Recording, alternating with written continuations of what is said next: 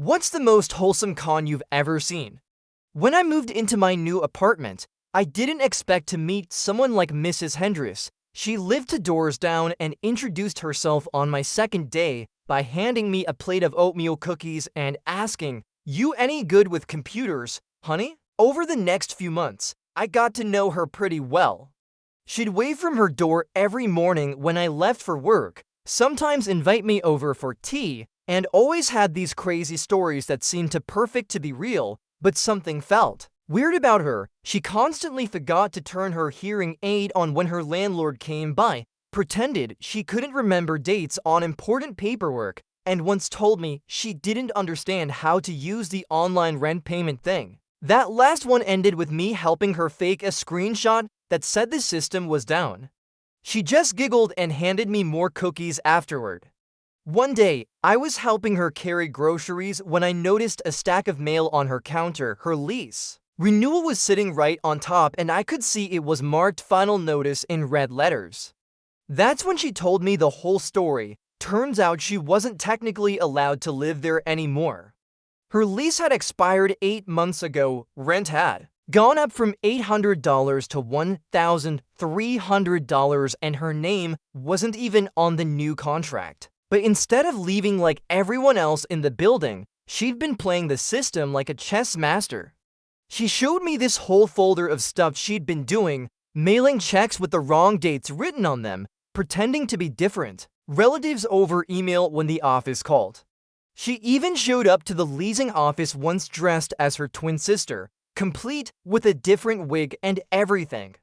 I couldn't believe it. The best part was how she studied the office workers. She had this little notebook where she wrote down who worked there, when they quit, who got promoted, all that stuff. She used it to submit paperwork to managers who didn't even work there anymore, knowing it would get lost in the shuffle. When I asked her why she was doing all this, she got really serious. For the first time since I'd known her, she walked me to her window and pointed down the street. "See that coffee shop that used to be a laundromat that used to serve families who lived here for 20 years? See that boutique that used to be a corner store? Mrs. Martinez ran that place, raised 4 kids upstairs, all gone now." She told me about how the building used to be filled with families, immigrants, seniors on fixed incomes, normal people who'd lived there for years.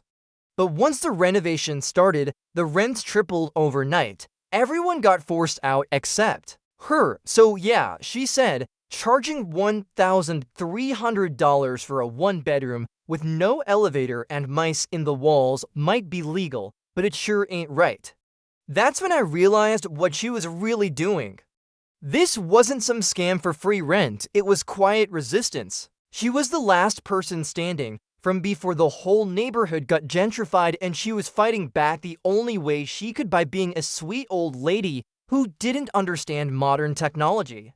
I started helping her. After that, we built this whole system tracking which employees worked, which shifts at the rental office, who was new, who was about to quit. Whenever someone new started, Mrs. Hendricks would submit old paperwork to them, claiming it got lost in the transition. New employees always just processed it without asking questions. She stayed in that apartment for 2 more years, completely rent-free. When she finally decided to move in with her daughter in Florida, she threw this huge goodbye party for the whole building. Everyone came, even people who didn't really know her. As she was packing up, she handed me that notebook with all her research, and I moved into my new apartment expecting maybe some awkward neighbor waves or a stray noise complaint, not a local legend disguised as a sweet, cookie-baking old woman. Her name was Mrs. Hendricks. She lived 2 doors down and introduced herself on my second day by knocking on my door with a plate of oatmeal cookies and a smile that could disarm a bear. "You any good with computers, honey?" she asked, not even bothering with a proper greeting. That's how it started. Over the next few months, I became her unofficial tech support. She'd knock when her Wi-Fi glitched, when her printer jammed, or when she just wanted company over tea. Her apartment smelled like lavender and old wood, and she'd tell me stories about her late husband who once won a citywide dance contest in 1968. her stories always seemed just a little too perfect, like she'd rehearsed them 100 times. But I didn't mind. There was something comforting about her. Except something always felt off. She'd forget to turn on her hearing aid whenever the landlord knocked. She'd act like she didn't understand her lease renewal forms, or accidentally write the wrong year on rent checks. Once, she asked me to help her fake a screenshot saying the online rent payment portal was down. "I'm not lying," she said, giggling as she handed me another cookie. "Just creatively delaying." I laughed, but I should have known, right? Then I wasn't helping a sweet old lady with tech issues. I was helping an artist. One afternoon, I was carrying her groceries when I saw a thick stack of mail on her counter. Sitting on top was a lease renewal form, bright red ink stamped across the top. "Final notice." That's when she sighed and, for the first time, pulled back the curtain. "Okay, sugar. Come sit." She poured me some tea, pulled out a battered folder from under her couch cushion, and opened it like a magician revealing her secrets. Inside were emails, envelopes, scribbled notes, and printed documents. "I'm not supposed to be here," she said. "Lease expired 8 months ago. They raised the rent to $1,300. I only ever paid $8. Her name wasn't even on the new lease, and yet there she was, living peacefully, attending neighborhood meetings, baking cookies. How? I asked. She grinned and leaned in close. "I'm playing the long game, sweetheart." Turns out she'd built an entire system of delay tactics. She mailed rent checks with the wrong years. They'd get rejected and reprocessed. She emailed the leasing office as her niece or her twin sister Marlene, complete with different Gmail accounts and slightly altered grammar styles. Once, she even showed up in the leasing office wearing a red wig, pretending to be Marlene herself, complete with a cane and a whole backstory about visiting from Albuquerque, and they bought it. They didn't even blink. But the most genius part, she kept a small, spiral-bound notebook, worn out and filled edge to edge, with meticulous notes on every single leasing office employee. Who worked there when they quit, who replaced them, what shifts they worked. One page even had coffee orders noted beside names. "Barbara only works Mondays and drinks caramel macchiatos," she said, tapping a note with her pencil. "When she starts vacation next week, I'll file an old maintenance complaint with Dave. He's new. He'll just file it and forget." I was stunned. This wasn't laziness or confusion. It was a quiet revolution, a resistance wrapped in cinnamon perfume and sweet smiles. Why go through all this trouble? I asked. She stood, walked over to her window, and pointed down the street. "See that coffee shop that used to be a laundromat? See that boutique that used to be Martinez's corner store?" She raised for kids in the apartment above it. "All gone now." Her voice grew hard, her eyes distant. "This building used to be filled with people like me, old folks, immigrant families, people who'd lived here 20 years. Then the renovations came, the rent tripled. They called it urban renewal. I call it eviction in a sundress." Suddenly, it all made sense. She wasn't just clinging to an apartment, she was fighting back, the last guardian of a community that had been quietly erased. Her cookies, her stories, her hearing aid games, they were a smokescreen for a full-blown campaign of defiance. I joined her. Together, we built a spreadsheet tracking employee turnover, lease department hours, and internal memos. I taught her how to spoof email addresses. She taught me how to read between the lines of legal documents. We were 2 generations apart, working like war generals planning a siege, or in our case, a delay. Whenever a new employee started, Mrs. Hendricks would immediately file outdated paperwork claiming it had been lost during the transition. 9 times out of 10, it went through without a hitch. She once got 3 months of rent canceled by claiming her imaginary niece had emailed the wrong mailing address. We laughed harder than we should have after that one. She stayed to more years rent-free, and during that time, her apartment became a hub for the whole building. People came for advice, cookies, hugs, or just to sit and hear one of her increasingly unbelievable stories. Then, one morning, she told me she was leaving. "My daughter, In Florida finally got that house with the porch. Says she's got a spare room with my name on it. She held my hand as we sat on her couch. I think it's time, but I'm not going quietly. Not before I say goodbye. She threw a party. Flyers went up in the building, music spilled into the stairwell, and neighbors brought dishes from every culture on the block. Someone brought a karaoke machine. The leasing manager even showed up, though we're pretty sure he didn't know it was her party. When it ended and the apartment was half packed, she handed me her notebook. I want you to have this. Maybe someday you'll help someone else stay a little longer. I opened it. On the very last page was a note written in her unmistakable cursive. This place isn't just walls and rent. It's stories, memories, families. Never forget that. Love always. MH story 2. She said, "You're just a phase. I'll settle down when I'm done having fun." I said, "Good to know." Then I settled myself in a way that left her out completely. What she saw months later, original post, 31, male, was with Jade, 29, for about to end 1.5 years. We met through mutual friends, hit it off immediately. She was vivacious, spontaneous, life of every party. I'm more laid back, but her energy was infectious at first. Year 1 was good, year 2, cracks started showing. She'd disappear for entire weekends with her girls, started going to music festivals without inviting me, made new friends who are all about that YOLO lifestyle. But the conversation that changed everything happened for months ago. Random Thursday night, we were having dinner at my place, me. So my cousin's getting married in October, want to be my +1, Jade laughing, October, that's like 5 months away. Who knows where we'll be? Me, what do you mean? Jade, taking a sip of wine. I mean, let's be real, Connor. This is fun, but I'm not ready to settle down yet. Me, we've been together over 2 years. Jade, yeah, and it's been great, but I'm 29. I want to travel, meet people, experience things, not be tied down planning weddings and stuff. Me, so what am I to you? She actually thought about it, took another sip. Jade, you're comfortable, safe, the kind of guy I'll walk when I'm ready for all that serious stuff. But right now, you're kind of just a phase while I figure out what I really want. Just a phase, me a phase. Jade, don't take it badly, it's not. I'm just not done having fun yet. When I'm like 32 or 33, I'll be ready for the whole settling down thing. Marriage, kids, whatever, me and you assume I'll just wait. Jade shrugging. Why wouldn't you? We're good together. I just need to get this out of my system first.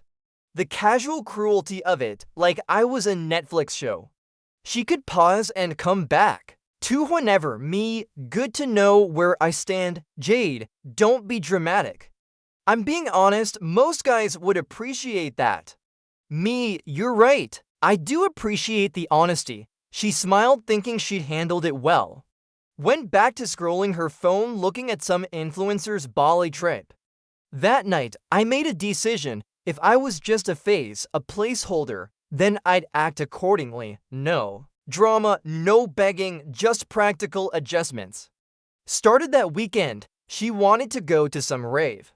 I passed. Jade, come on, it'll be fun. Me? Nah, you have fun though, I've got stuff to do. She was surprised but pleased, more freedom for her. What she didn't know was that my stuff to do was the beginning of something bigger. Update 1, 3 months later, so after that enlightening dinner conversation, I went into planning mode. Not revenge planning, life planning if I was just a phase in Jade's life, then she'd become just a footnote in mine. First, I stopped investing in the relationship. Not in a petty way, just practically stopped planning dates. If she wanted to hang, cool. If not, cool. Stopped buying groceries for her place. Why stock her fridge if I'm temporary? Stopped meeting her party friends. Why network with people I'd never see again? She didn't notice at first, too busy having fun. Every weekend was a new adventure. Vegas trips, yacht parties, music festivals. She'd post Instagram stories of her living her best life while I quietly rebuilt mine.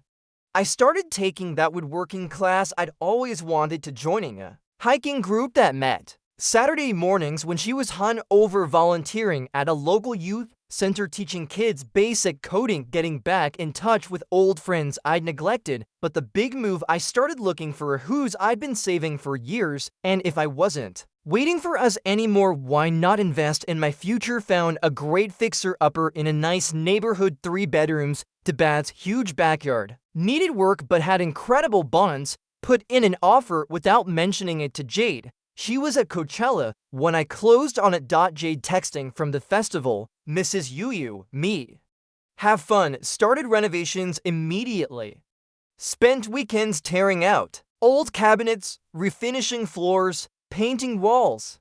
Posted nothing on social media about it. This was for me, not for show. The hiking group was where I met Arya, 28, pediatric nurse. Loved dogs and dad jokes. We clicked over terrible trail mix. And even worse puns, just friends at first. I was still technically with Jade, even if Jade considered me just a phase. But Jade was escalating her fun period, started posting photos with random guys. Nothing explicitly cheating, but definitely pushing boundaries. Guys, arms around her, faces close, captions like making memories with new friends. Her friend Brittany commented on one, "Get it, girl? Live your life before you're tied down." Jade replied, "Exactly. Plenty of time to be boring later." Boring?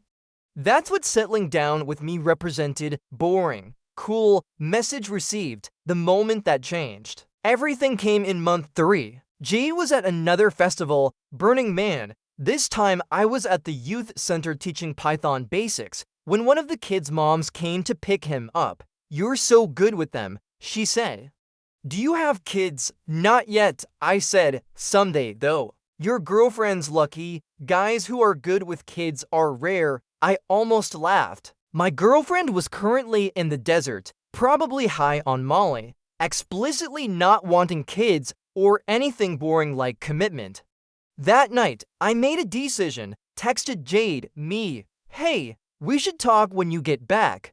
Jade, "Uh-oh, sounds serious." Me, "Just a conversation we need to have." She got back 3 days later, sunburned and exhausted. Came over to my apartment, still hadn't told her about the house. Jade, "So, what's this big talk? You're not about to propose or something, are you?" Laughing like that would be ridiculous. Me, "No, actually, I wanted to thank you." Jade, "Thank me for being honest about me being phased." It clarified things. Jade, uncomfortable now. "I didn't mean it in a bad way." Me, "I know you meant it honestly. You want to have fun now. Settle down later." I respect that, but I've decided I don't want to be anyone's face. So let's end this clean. Jade, "Wait, what? You're breaking up with me?" Me, "We're breaking up with each other. You want to be free?" "I want to be valued. Win-win." She was shocked. This wasn't the script. I was supposed to wait around, be available when she was done having fun. Jade, "But we're good together." Me, "We were. But I'm not interested in being someone's backup plan for when they're done with their party phase." Jade, "You're overreacting. I just need time." Me, "Take all the time you need, just not on my clock." She left angry, confused, posted some quotes about knowing your worth and men who can't handle independent women. Fine by me. I had a house to renovate. Update 2 months later, after the breakup, Jade went into overdrive on her fun lifestyle. Her Instagram became a highlight reel of parties, trips, and new friends. Every post was a celebration of her freedom. Meanwhile, I threw myself into the house renovation and my new routines. The hiking group became a regular thing. Arya and I grew closer, still just friends, but good friends. She even helped me pick out tile for the kitchen, BACKSPLASH. Then Jade started the check-ins. Random texts at 2 a.m. "You up, miss? What we had? Hope you're good." I didn't respond. I was busy literally installing kitchen cabinets at 2 a.m. because I couldn't sleep and wanted to finish the project. But her friends were reporting back to her. See, some of them followed my sparse social media. I posted a few things. The Youth Center Kids Coding Project Showcase, a sunrise from a hiking trail, my homemade pasta attempt, failure but funny, normal, life stuff, but apparently it bothered her that I seemed fine. Her friend Camila actually DM'd me. Jade's been asking about you. She seems sad, maybe you should talk to her, me? She knows how to reach me if she needs something specific. Camila, she misses you, me? She misses having a safety net. There's a difference. Then came the escalation. Jade started showing up places she knew I'd be, the coffee shop I went to Sunday mornings. The gym, even showed up at the youth center. Thinking about volunteering, Jade acting surprised to see me. Connor, wow, funny running into you here. Me? Hey, Jade, here to volunteer. Jade, yeah, I love kids. Want to give back. You know, the coordinator asked her about her availability. Suddenly, she remembered she had a trip planned and another festival and a girls' weekend. She never came back to volunteer, but the real kicker came when she found out about the house, not from me, from a mutual friend who'd helped me move some furniture. The text came fast. You bought a house. When were you going to tell me? I can't believe you made that decision without me. We talked about buying a house together. That last one made me laugh. We'd never talked about buying anything together. She'd specifically said she wasn't ready to settle down. I finally responded, I bought a house for my future. You made it clear you weren't part of that future. Why would I consult you, Jade? Because we were together for 2.5 years. Me were past tense, your choice. Remember, she tried calling, I didn't answer. I was busy. Arya was helping me plant a vegetable garden in the backyard. Turns out she had a green thumb and taught me about companion planting. That night, Jade went nuclear on social media, posted a long rant about men who can't communicate and making major life decisions in secret. Her friends rallied around her, calling me shady and deceptive. The irony wasn't lost on me. The woman who told me I was just a phase was upset I'd planned a future without her. But the real shock for her was yet to come. Final update 1 month later. Last month was when everything came to a head. I'd been living in my house for a few weeks, still doing renovations, but it was livable. The garden was starting to sprout. Life was good. Arya and I had started dating, took it slow, but it was different from the start. She talked about the future like I was in it. Made plans weeks out without hedging. It was refreshing. Ben Jade's 30th birthday approached. Apparently, it triggered some soul-searching. Her Instagram shifted from party pics to inspirational quotes about growth and new chapters. She texted me, hey, I've been doing a lot of thinking. Can we talk? I was curious, so I agreed. We met at a neutral coffee shop. Jade looked different, less party girl, more tired. Jade, thanks for meeting me. I know things ended weird, me. What's up, Jade? Jade, I've been thinking about what I really want, and I realize I was stupid before. I'm ready now, me. Ready for what, Jade? To settle down, to be serious. I got the party phase out of my system. I'm ready for the next chapter with you. The audacity was breathtaking, me. You're ready, so I should just be available, Jade. We were good together. You know, we were. I just needed time to grow, me. And what makes you think I was just waiting around, Jade, because you loved me? I know you did. That doesn't just go away. Me, you're right. I did love you, past tense.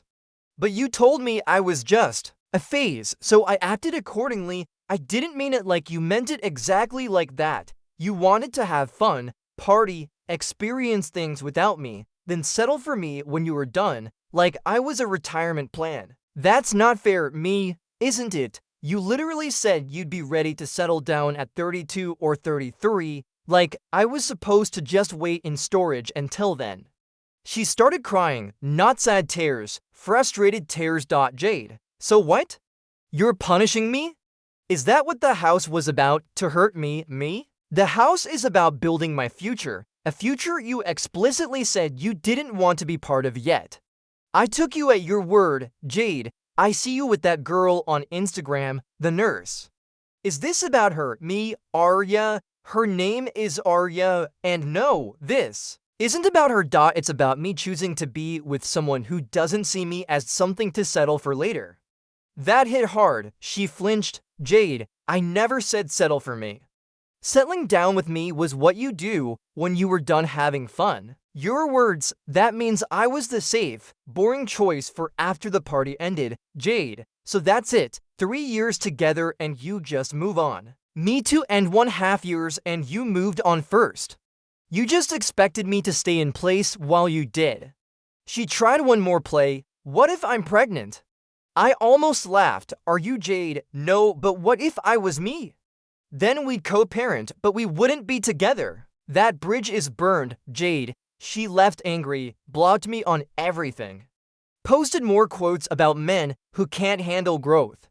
And sometimes timing is everything. Her friends tried to intervene. Brittany called me immature. Camila said I was being stubborn. Even got a message from some guy named Trey she'd been posting pictures with trying to bro-talk me into giving her another chance because she's really torn up about it. Didn't respond to any of them. Last week was the kicker. Ran into Jade's mom. At the grocery store, she looked embarrassed. Her mom. Connor, I'm so sorry. I heard what happened. What she said to you, me, it's fine. Water under the bridge. Her mom, it's not fine. I raised her better than that, treating you like a backup plan. I told her she was being foolish. Me, she was being honest. I appreciate that. Actually, her mom, she's miserable now. You know, seeing you move on, buy a house, date that lovely nurse, it's eating her up. Me, that's unfortunate, but not my problem anymore. Her mom, no, it's not. You did the right thing. Don't let anyone tell you different. Got home to find Arya making dinner. We've been taking turns cooking. Seeing who could make the other laugh harder with terrible recipe attempts. Arya, how was your day? Me, good. Ran into my ex's mom. Arya, awkward. Me, validating actually. She smiled. Now try the sauce and tell me it doesn't taste like feet. It did taste like feet. We ordered pizza. Sat in my backyard in the house I bought with the woman who saw a future with me in it. Jade wanted me to be a phase in her life, the safe guy she'd come back to when the party ended. Instead, she became exactly what she designated me as, just a phase, one I'd grown out of. She's still posting about new chapters and growth, still going to parties, but now they look more desperate than fun, still single from what I hear. Me, I'm in my house with my garden, teaching kids to code, dating someone who doesn't see me as a placeholder. Jade was right about one thing. She wasn't done having fun yet. Turns out neither was I. I just found a different definition of it, one that didn't involve waiting for someone to decide I was worth settling for. The best revenge, it wasn't revenge at all. It was just building the life I wanted with people who wanted to be in it right now. Not after they were done with their phase. Funny how that works out.